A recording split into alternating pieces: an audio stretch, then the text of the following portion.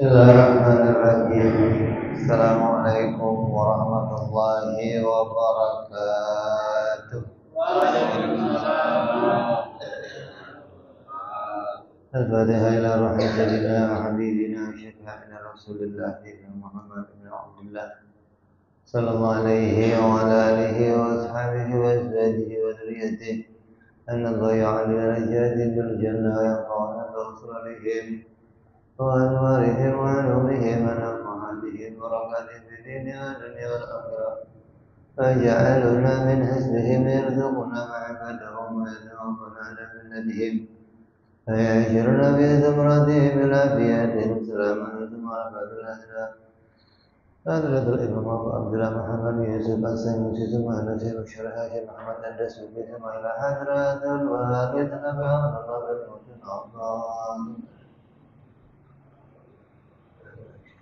نفعنا الله بهم وبعلومهم لهم الفاتحة. أعوذ بالله من الشيطان الرجيم. بسم الله الرحمن الرحيم. الحمد لله رب العالمين الرحمن الرحيم مالك يوم الدين إياك نعبد وإياك نستعين اهدنا الصراط المستقيم صراط الذين أنعمت عليهم غير المغضوب عليهم ولا الضالين. آمين. Bismillahirrahmanirrahim. Nawaitu ta'alluma wa ta'lima wa tadhakkura wa tadhkira wa naf'a wal intifa'a wal ifadata wal istifadata wal hissa ala tamassuki bi kitabillahi sunnati rasulillah sallallahu alaihi wasallam wa du'a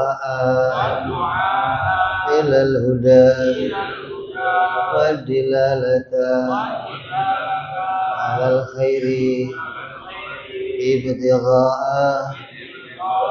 مرضاته وقربه وثوابه وحسن الخاتمة واللطف والعافية وصلاح العاقبة.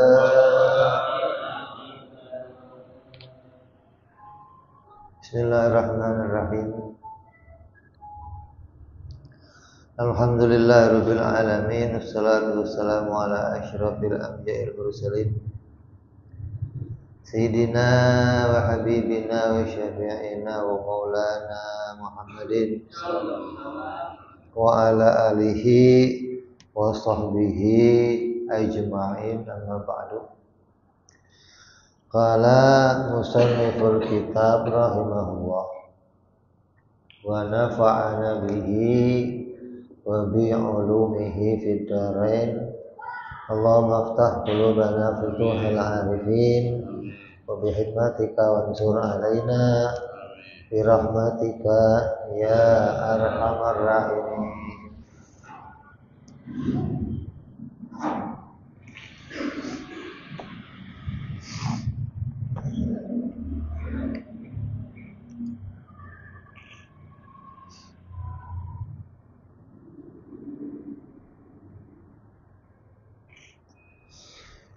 Ila anqal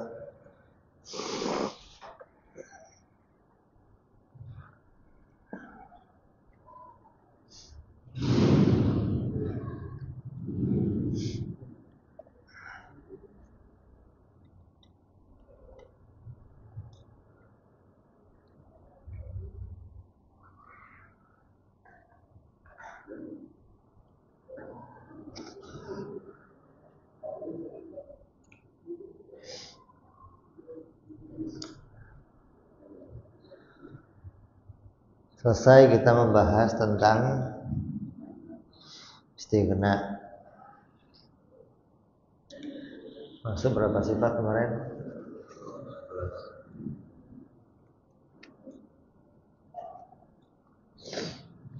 11 sifat yang wajib ditambah 2 jaiz maf'ul, jaiz fi'il. Wajibnya 11, mustahilnya 11, jaiznya 2. Wajib 2, mustahil 2. Jaiznya kemarin apa? La yajibu, Allah tidak wajib menciptakan dan Allah tidak mengambil unta.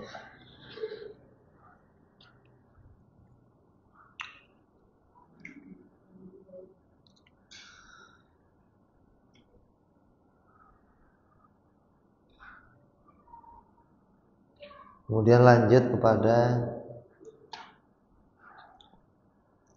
definisi Tuhan yang kedua. Apa sih Tuhan itu? Pengertian Tuhan yang kedua dikatakan oleh Imam As-Sanusi, wa amma iftiqaru kulli ma siwahu ilaihi jalla wa azza wa huwa yujibu lahu ta'ala al-hayata wa umumal qudrati wal iradati wal ilmi.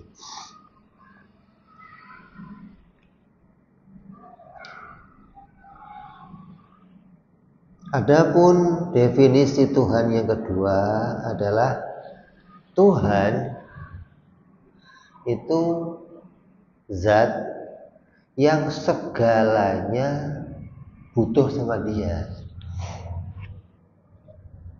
Jadi yang selain Allah itu semuanya butuh kepada Allah.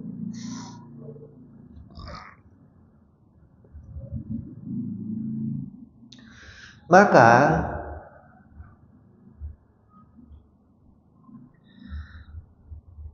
yang menunjukkan bahwa segalanya itu harus butuh kepada Allah itu karena pada dirinya Allah itu wajib. Yang pertama adanya sifat hayat. Wajib Tuhan itu hidup.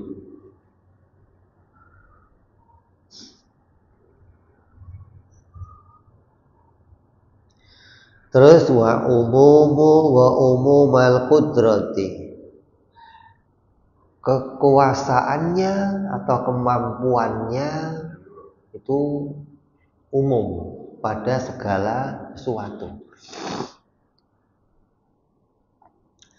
Begitu pula iradatnya secara umum dan ilmunya juga secara umum pada segala sesuatu. Id lawin tafasyai'un min hadhihi lama amkana ayyujada syai'un minal hawadis. Apabila 4 sifat ini hidup, punya kemampuan, punya kehendak, berilmu atau mengetahui, ini hilang salah satunya, maka Allah tidak akan bisa menciptakan sesuatu. Ini standar namanya. Kalau ente mau menuduh atau mau mengangkat sesuatu sebagai Tuhan, ya harus ada ini dulu gitu loh. Kalau dia nggak punya standar ini, ya jangan diangkat jadi Tuhan, gitu loh ya. Hidupnya wajib, artinya dia hidup tanpa dihidupkan oleh yang lain. Terus dia punya kemampuan menciptakan apa saja. Dia menghendaki apa saja bisa. Dan dia mengetahui apa saja. Ini Tuhan namanya. Kalau nggak begini, ya bukan Tuhan. Ada Tuhan kok dihidupkan, apalagi bisa mati. Tuhan bukan? Ya bukan Tuhan. Wafatnya Isa Al-Masih. Maksudnya Tuhan wafat gimana sih?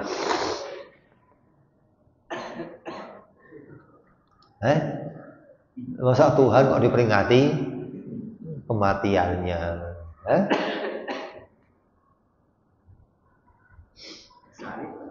Wah, parah lagi itu.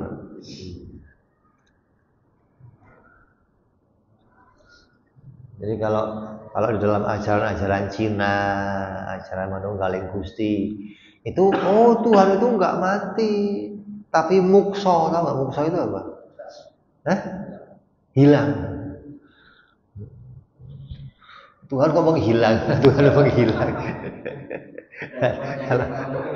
Tuhan menghilang, ya yang ngurusin hambanya siapa?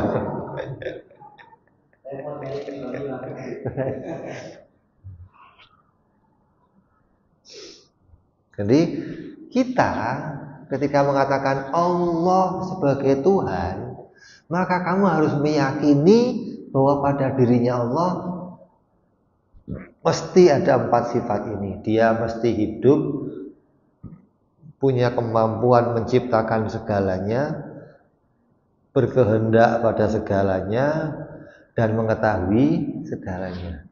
Kalau ini hilang salah satunya, mesti Allah tidak bisa menciptakan sesuatu.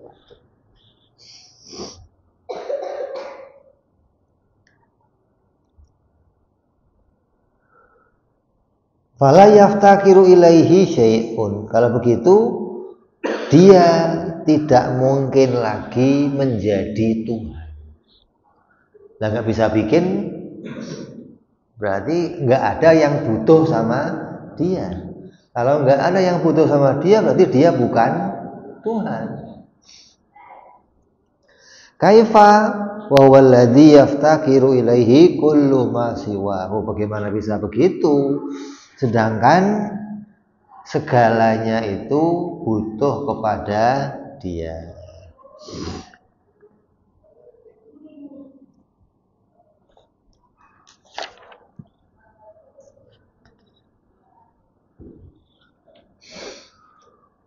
Terus hadza asyru'u minhu fi dzikri ma yandariju tahtal makna tsani alladzi tadhammanahu maknal uluhiyah.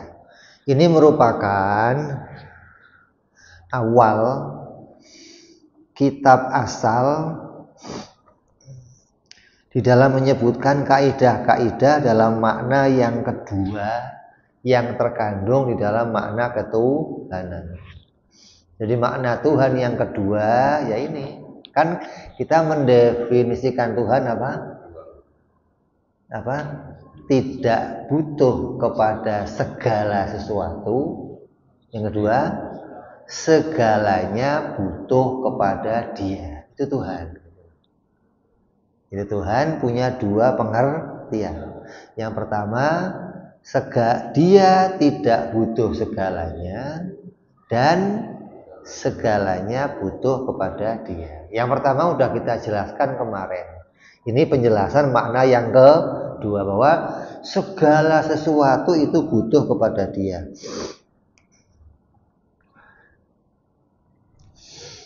Wala yakhfa, maka kalau begitu sudah enggak diragukan lagi, enggak ada kesamaran lagi, maknanya pasti. Anna wujubal iftiqari ilaihi ta'ala yastalzimu qudratahu ta'ala ala ijadi syai'in al-muftakiri fihi ilaih. Sesungguhnya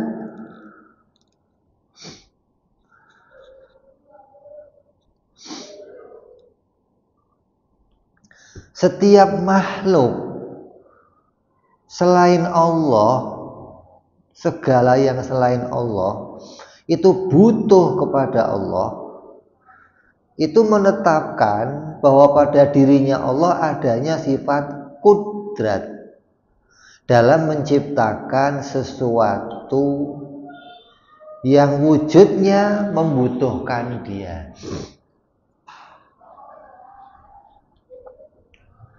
Jadi yang butuh kepada Allah siapa?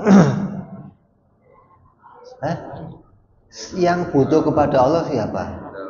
Yang diciptakannya. Kalau nggak diciptakan dia, butuh nggak sama dia? Butuh nggak? Enggak.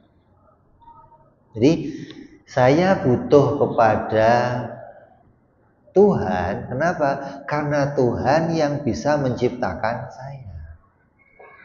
Maka saya butuh kepada dia. Nah, sedangkan selainnya Allah itu hanya dia penciptanya, gitu loh.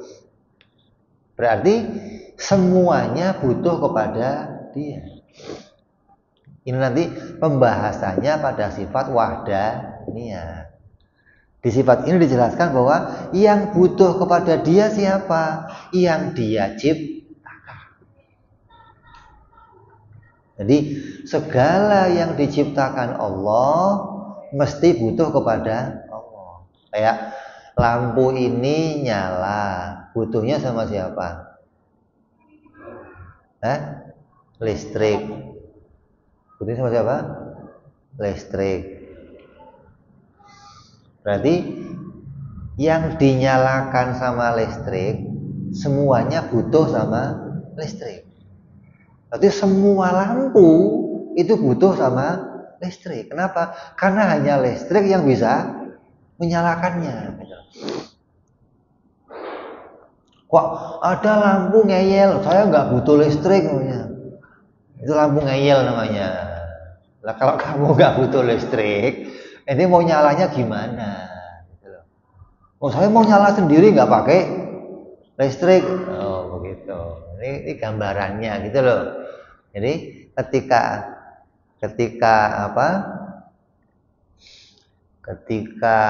lampu itu dinyalakan sama listrik, berarti lampu itu butuh kepada listrik. Oh, saya nggak pakai listrik, pakainya baterai. Ya baterai itu nyimpan listrik, goblok gitu. Ya kalau baterai nggak pakai listrik itu maksudnya. Oh, pakainya aki, iya itu aki itu keluarin listrik. Oh, lampunya motor itu juga dialirin listrik. Mana lampu yang nggak pakai listrik? Mana lampu apa? Yang nggak pakai listrik, lampu teplok gitu. Lampu patromak gitu. Kalau lampu, jadi kalau kita kan generasinya mengalami semua dari mulai lampu apa sih kita pertama dulu lampu muncul apa? Bolam ya? Pertama lampu muncul namanya lampu apa? Bolam. Terus muncul lagi apa? Neon. Muncul lagi apa? LED, lampu. Dari mulai yang bunder kuning sampai keluar lagi putih, keluar lagi panjang, keluar lagi lampu cuma pakai titik-titik. Tetap semuanya butuh sama. Lah kita begitu gambarannya gitu loh. Jadi setiap makhluk itu butuhnya kepada kudrat. Karena kalau nggak ada kudratnya Allah, ya dia nggak bisa muncul. Gitu loh. Dia bisa muncul di dunia karena dimunculkan oleh kudratnya Allah. Wadzalika yastalzimu wujubi ittisafi bil qudrati wal iradati wal ilmi al-amati li jami'i muta'alliqatiha lima arafta fiha sabaqa min wujubi tawaqqufi ta'thiril qudrati alal iradati wal ilmi.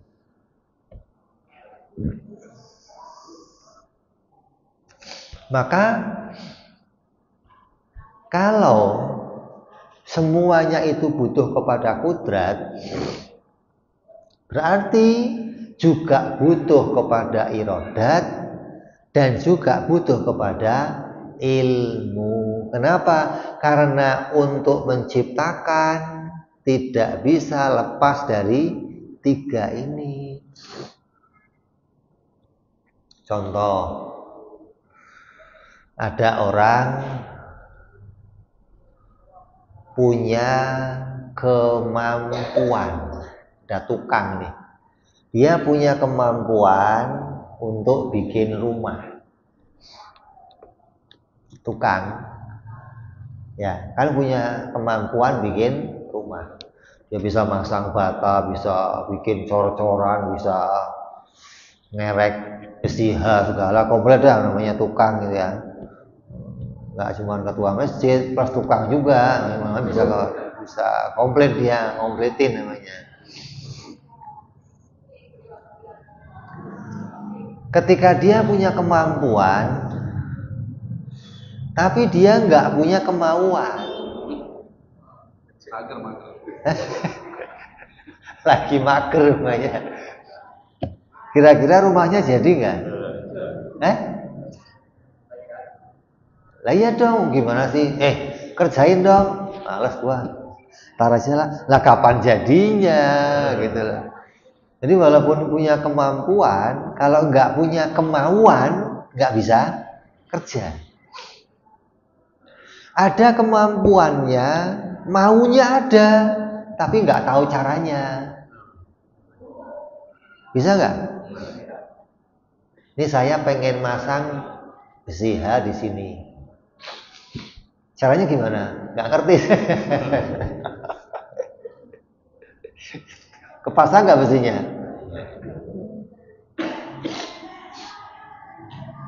Jadi tiga ini paketan tuh. Punya ilmu, punya kemauan, dan punya kemampuan. Jadi seseorang yang mau bekerja harus ada tiga ini. Jadi alam ini seluruhnya butuh kepada Allah karena Allah punya ini tiga ini. Dan ini kerjanya menyeluruh gitu loh. Nggak hanya pada sebagiannya saja, tapi pada seluruhnya. Jadi kalau kamu mengatakan begini, saya bergerak, gerakan ini ciptaan saya apa ciptaan Tuhan? Ini saya gerak nih, ya saya sendiri yang bikin. Kenapa? Karena saya bisa berhenti, mau gerak boleh, mau diam boleh. Mau gerak terserah saya, mau diam terserah saya. Berarti saya punya kemampuan, apalagi punya kemauan dan punya pengetahuan, sehingga saya bisa menggerakkan tangan saya atau diam. Nah, pertanyaannya sekarang, kalau kamu tidur, kamu gerak enggak? Gerak. Lah yang bikin geraknya siapa? Berapa kali kamu gerak?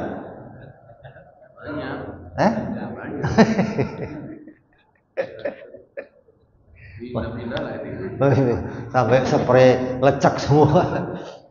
Sampai kadang berarti kamu nggak mengetahui. Kalau kamu nggak mengetahui, bagaimana menganggap itu kerja kamu, gitu loh.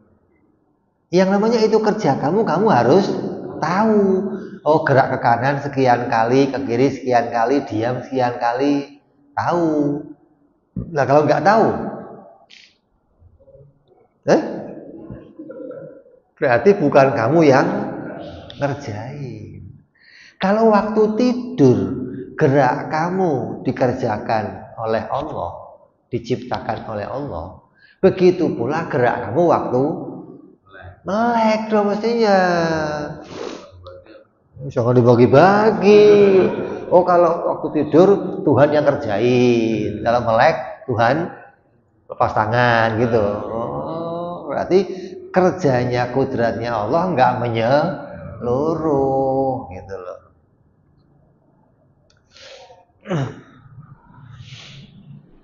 Nanti waktu kamu melek itu bisa saya batalkan. Kalau gerak kamu itu, hasil kamu itu bisa dibatalkan. Dari mana batalinnya? Waktu kamu gerak, berapa ototnya bergerak? Uratnya bergerak berapa? Tulang mana aja yang bergerak? Kamu tahu nggak? Nah, kalau nggak tahu gimana bisa gerakin? Yang gerakin itu tahu. Oh, ini yang kalau tangan yang geraknya sekian kali, ototnya sekian yang kerja. Kalau geraknya sekian, ototnya sekian. Nah, kalau nggak tahu, ya pokoknya gerak, pokoknya gerak, ya. Bukan kamu yang kerjain geraknya, gitu loh. Lah Allah mengetahui, oh gerak ini sekian kali, yang gerak ototnya ini, yang gerak tulangnya ini, itu diketahui Allah secara menyeluruh. Ini menunjukkan bahwa ketika semuanya butuh kepada Allah, maka harus dia kudrat, iradat, dan ilmu. Wa yalzamu aidan wujuba ittisafi ta'ala bil hayati li wujubi tawaqqufi wujudi tilka sifati ala sifatil hayat. Begitu pula wajib bagi Allah bersifat hidup.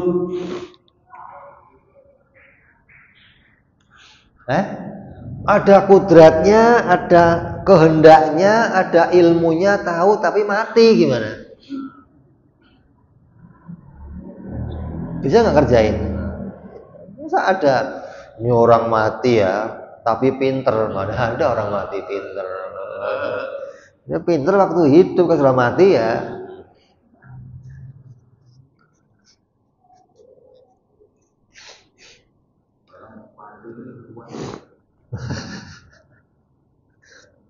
Kalau orang mati nggak ada yang kuat, berat.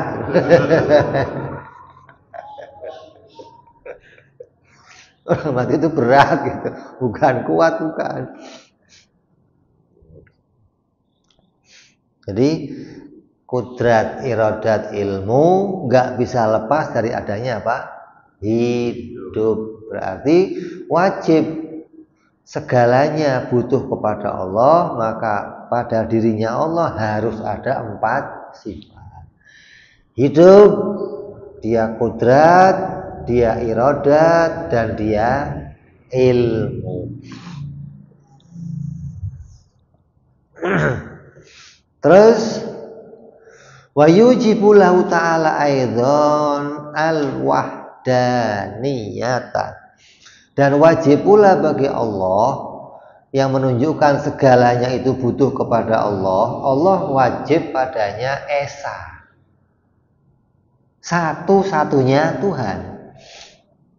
Id laukana ma'ahu sanin fil uluhiyati lama taqara ilaihi syai'un liluzumi ajzihima hina idzin kaifa wa walladhi yaftaqiru ilaihi kulli ma adahu kullu ma siwahu ta'ala.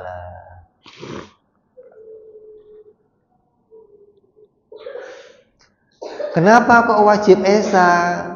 Apabila ada dua Tuhan, maka tidak akan butuh sesuatu kepada keduanya, bukan kepadanya satu, bukan kepada keduanya. Andai Tuhan itu dua, maka semua makhluk nggak akan butuh kepada keduanya. Makhluk itu butuhnya hanya pada Tuhan satu. Kalau Tuhan dua, kata makhluk, lu berantem dulu yang menang mana? Nanti kalau ada yang menang, nah, kan ribet. Ini rakyat mau patuh sama siapa gitu loh.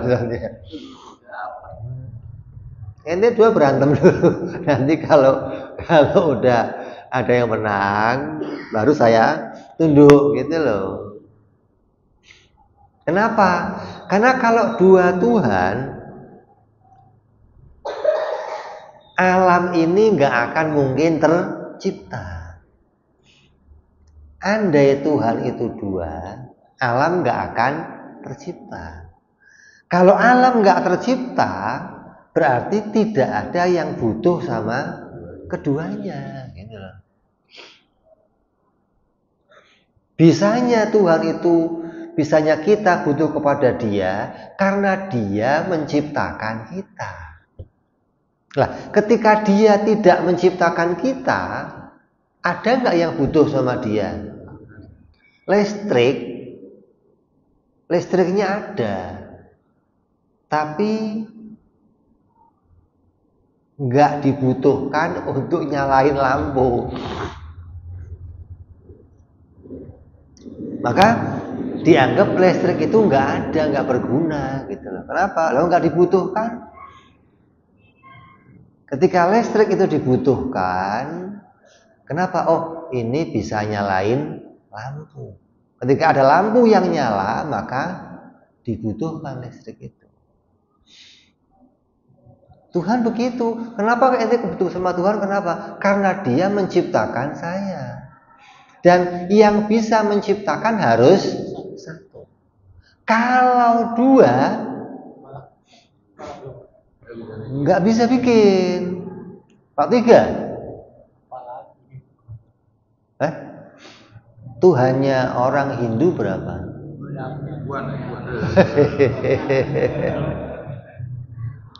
Ada Tuhan duit, ada Tuhan sehat, ada Tuhan apa sakit, ada Tuhan kemakmuran, ada Tuhan hujan, Tuhan panas, Tuhan subur, Tuhan malam, Tuhan siang, Tuhan urusan tanah, petir, banyak nih. Jadi Tuhan itu ya punya urusan masing-masing. Yang ngurusin duit, ya Tuhannya gendut, badannya gede, namanya urusannya duit gitu loh, seneng. Kalau urusannya petir, kosong. Jadi Tuhan ya macam-macam urusannya, kayak orang-orang Arab gitulah. Muhammad, kami ini Muhammad punya urusan banyak. Jadi Tuhan kita harus banyak. Gimana sih ente kok urusan kita banyak kok Tuhan cuman? Gimana bisa ngurusin urusan kita yang banyak Muhammad? Apalagi yang punya urusan banyak orang. Ini punya urusan, saya punya urusan. Gak sempet dia cuma satu. Gitu. Ini pendapatnya orang Arab. Jadi dianggap seperti dirinya sendiri. Presiden aja kalau ngurusin rakyatnya yang banyak sendiri nggak sanggup, harus punya menteri. Lo pertanian urusin tuh, ente urusan kehutanan, ente urusan perairan, ente urusan perdagangan, ente urusan. Tuhan disamakan begitu, gitu loh. Ada pemimpin. Jadi Tuhannya Tuhan gitu ya. Maka disebut kalau di dalam Hindu itu ada Mahadewa namanya. Hah? Berarti dewanya dewa. Namanya siapa? Hah? Brahma. Oh, Siwa.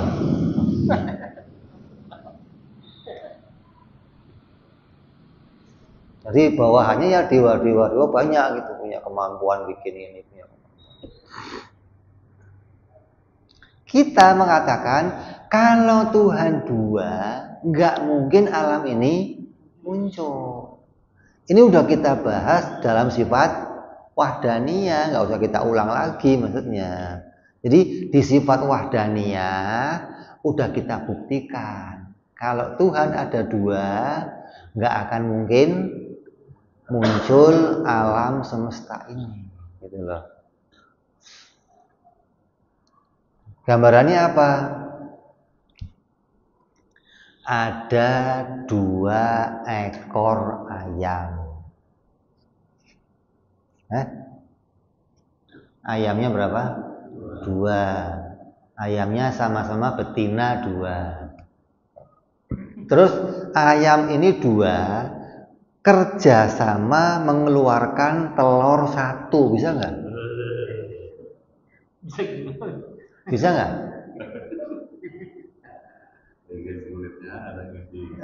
Nanti kulitnya saya isinya gitu. 2 ayam bekerja sama mengeluarkan 1 telur, bisa? Jadi sama-sama ngeden loh. Dua-duanya ngeden bareng, keluarnya telur, bisa? Jadi kalau 2 ayam nggak mungkin bisa keluar 1 telur pun, nggak mungkin. Tapi kalau 1 ayam 1000 telur juga bisa keluar, asal dari 1 ayam. Kalau ayamnya 2 untuk kerja mengeluarkan 1 telur nggak bisa, apalagi ayamnya 3. Apalagi ayamnya 4, pantatnya nempel jadi 1 gitu, kecotot 1 telur keluar, nggak bisa gitu loh. Wong 2 ayam aja nggak bisa mengeluarkan 1 telur, apalagi 3 ayam 4 ayam gitu loh. Ini logika kita gitu loh. Jadi kita apa namanya, analogikan. Jadi analoginya gimana? Nggak mungkinnya Tuhan 2 itu gimana? Kalau yang namanya Tuhan itu harus menciptakan segala sesuatu. Nah, kalau Tuhan itu 2, berarti kedua Tuhan ini harus menciptakan segala sesuatu. Nah, kita buktikan kalau Tuhan 2, 1 aja ciptaan nggak mungkin muncul gitu loh. Kok apalagi banyak ciptaan, 1 aja nggak akan muncul sebuah ciptaan pun gitu loh. Hingga dikatakan di sini kalau Tuhan 2 justru alam nggak akan butuh pada keduanya. Kenapa? Karena keduanya sama-sama bukan Tuhan. Jadi Tuhan harus 1. Makanya Allah lah yang dibutuhkan oleh segalanya, karena hanya Allah lah yang bisa menciptakan segala sesuatu. Nggak mungkin ada Tuhan lain selain Dia, nggak mungkin. Jadi pencipta segala yang ada di jagat ini haruslah hanya Allah Subhanahu wa ta'ala. Nggak mungkin ada pencipta lain selain Allah. Ini masuk ke dalam maknanya apa? Iftikor. Artinya butuh kepada Dia segala sesuatu. Maka wajib bagi Allah bersifat apa? Esa, kudrat, iradat, ilmu, kemudian hayat. 5 sifat ini wajib pada Allah. Ditambah lagi nanti maknawiyahnya, qadiron, muridan, aliman, hayyan. Berapa tuh? 9. 9 tambah 11 20. Makanya 20 sifat itu nanti dibagi dua.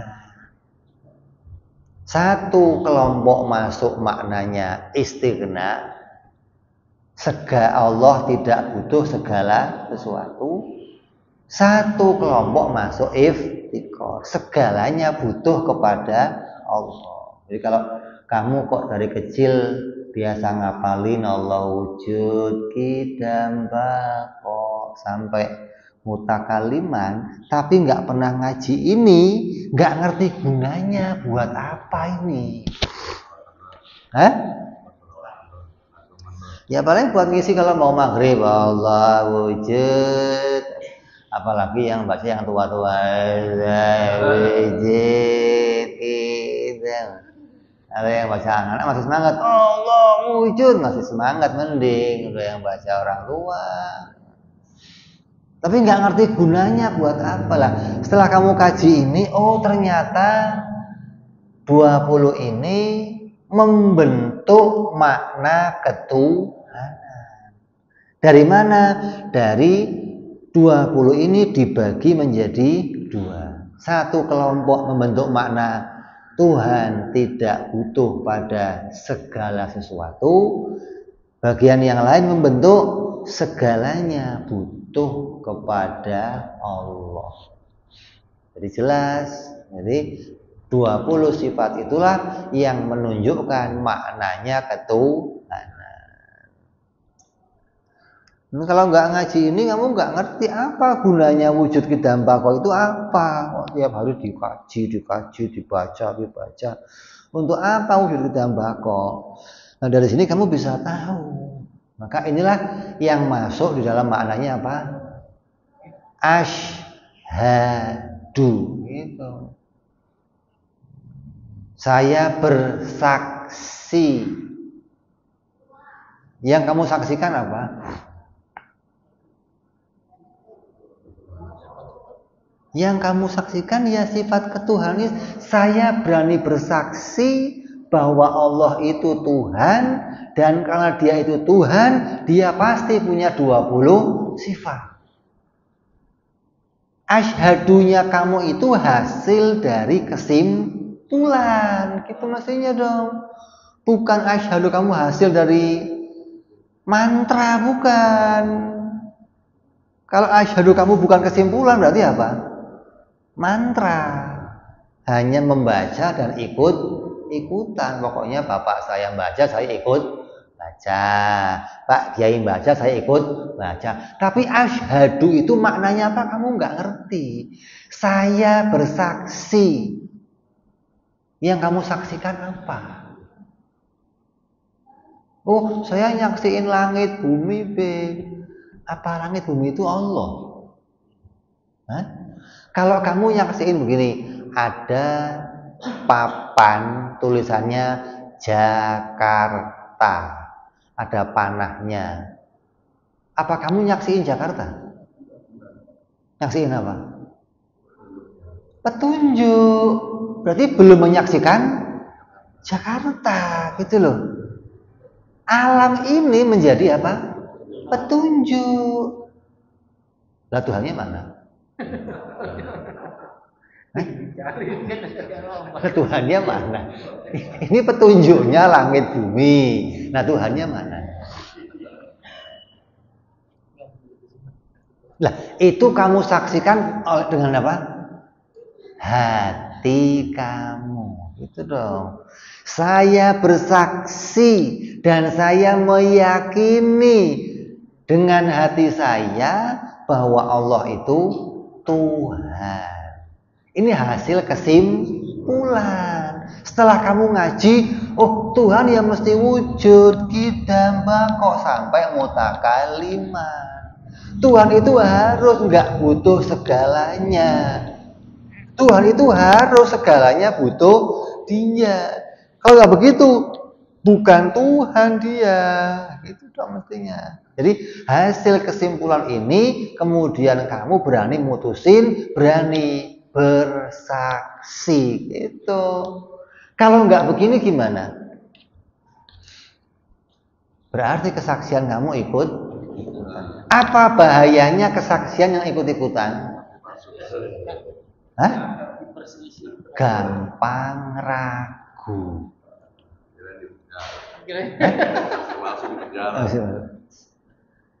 Kalau ragu gimana? Kalau kamu ragu gimana? Sah nggak imannya? Hah? Kapan keyakinan kita bisa ragu? Ketika ada berita agama yang berlawanan dengan berita ilmu teknologi. Ketika Nabi mengatakan hujan turun dari langit. Teknologi mengatakan hujan dari awan. Oh, berarti beda. Yang betul mana? Yang betul hujan dari langit atau dari awan? Dari awan yang di langit. Di langit dari awan. Ketika kamu imannya ikut-ikutan nggak punya dalil, wah, ini berarti nggak bener nih perkataannya nih, masih bener ilmuwan berarti ragu. Ketika ragu, kafir, itu doang mestinya. Quran ngomong matahari terbit, matahari terbenam. Ilmuwan ngomong matahari nggak pernah gerak tuh, berarti nggak pernah terbit. Berarti bohong dong ini. Gimana sih Quran kok banyak salahnya? Ragu lagi. Gimana nih? Hati-hati ente. Ketika kamu iman nggak pakai dalil, begitu jadinya. Quran ngomong bumi datar. Ilmuwan ngomong bumi bunder. Yang betul mana? Bunder apa datar? Bunder tapi datar gitu. Lo kira papan catur, bunder apa kotak tapi gepeng gitu.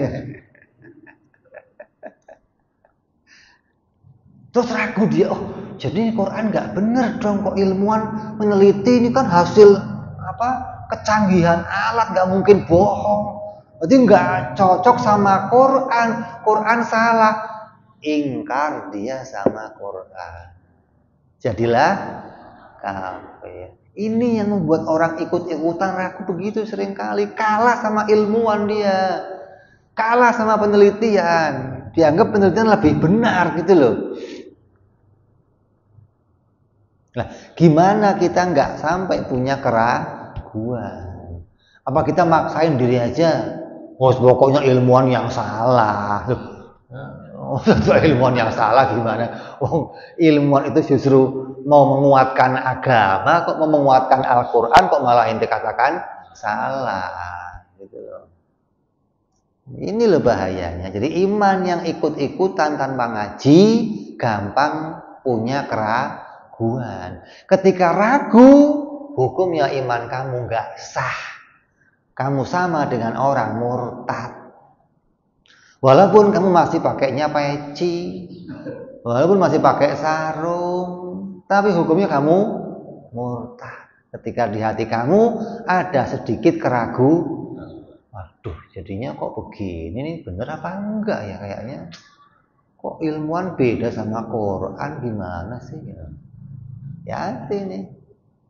Jadi kita harus punya dalil itu untuk membuang semua keraguan-keraguan itu, gitu loh. Dan banyak lagi hal-hal yang kemudian bisa meragukan seseorang ketika dia ikut-ikutan. Ini bahayanya. Makanya ilmu yang pertama kamu itu wajib ngaji, itu ilmu tauhid. Yang pertama kamu wajib ngaji sebelum kamu ibadah. Sebelum kamu sholat, sebelum kamu puasa, sebelum kamu zikir wirid. Apalagi mau puasa, mau kholwat 7 hari biar nggak umpan dibacok. Tapi nggak kenal Tuhan, nggak pernah ngaji wujud qidam mako, terus dikira sah gitu maksudnya. Hati-hati nih. Jadi, ini loh kewajiban pertama kita ini. Karena tugasnya manusia itu apa? Allah katakan wa ma khalaqtul jinna wal insa illa liya'budun. Tugasnya manusia itu beribadah. Lah, untuk beribadah mestinya kenal sama yang disembah enggak? Lah masa lu ibadah enggak kenal sama yang disembah bagaimana? Ada orang ibadah tapi ragu pada Tuhan. Ada orang ibadah tapi salah mengenali Tuhan. Bagaimana? Ente mau kerja di perusahaan, kenal bosnya. Ini nggak kenal bosnya, main kerja. Begitu mau gajian, bos minta gaji. Lu anak buah siapa? Apa nggak repot? Akhirnya salah bos, kamu tagih. Bukan keluar gaji malah. Ini loh pentingnya. Jadi jangan sampai kita nggak mengenal sifat-sifat Allah. Kamu jangan sampai nggak kenal kriteria ketuhanan. Allah sendiri menunjukkan kriterianya, gitu loh. Bumi dan langit ini petunjuk. Petunjuk itu apa? Petunjuk itu sesuatu yang mengantarkan pikiran kita memahami sesuatu yang lain. Itu namanya petunjuk.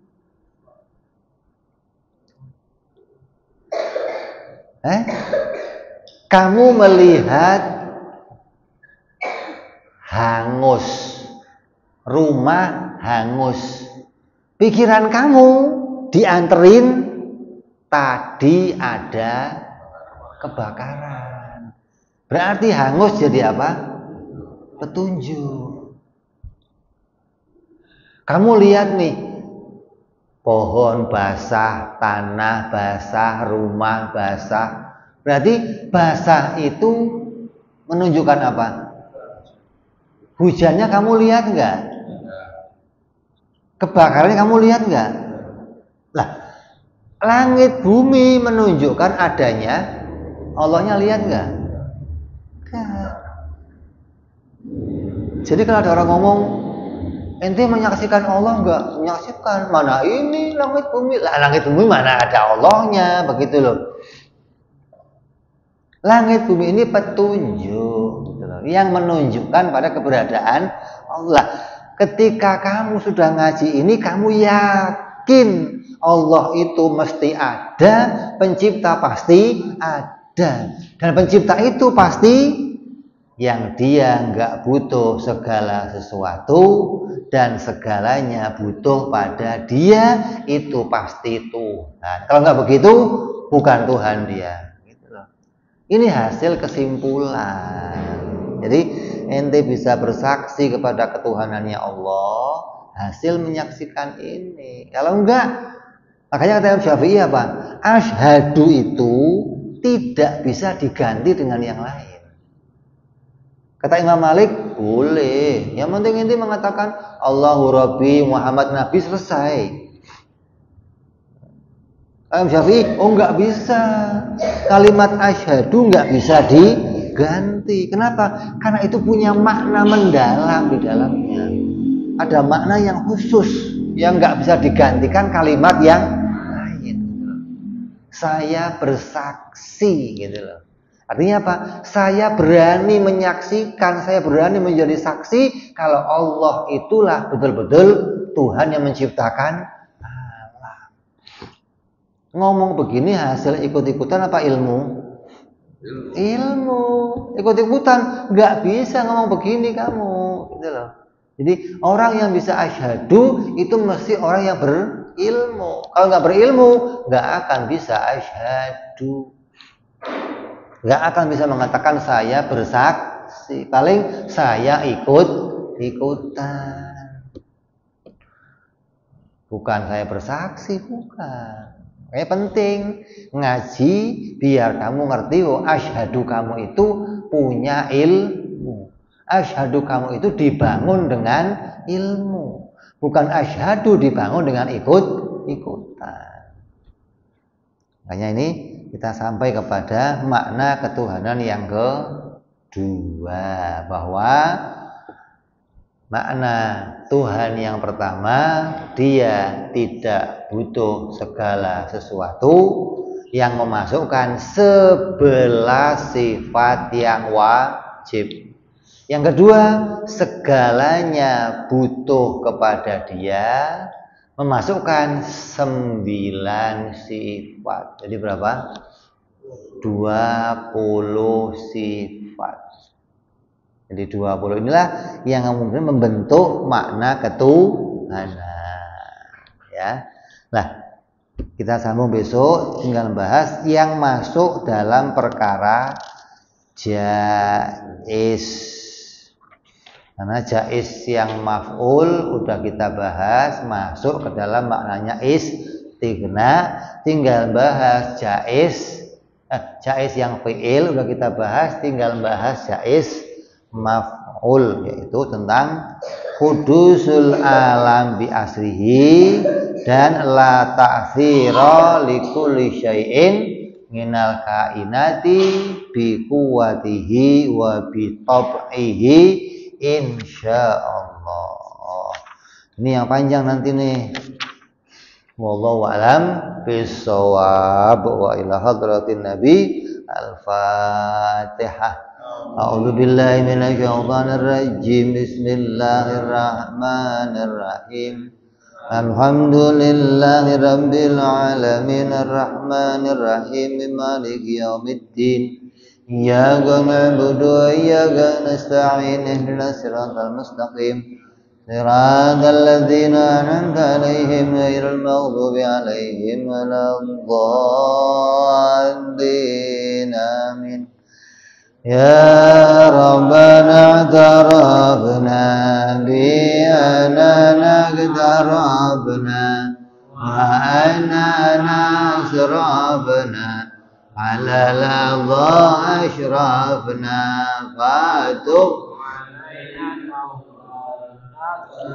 likulli hauba wastur lana awrati wa amini ra'ati wa ghfirli walidina rabbi wa mauludina wal ali wal ihwani masairil hilani wa kulli dhi mahabbah au jiratin au suhbah wal muslimina ajma'ina rabbi isma fadlan wa judan manna la biktisabi minna bil mustafa rasuli Allah bi kulli suli sallallahu wa sallam rabbi alaihi andal habbi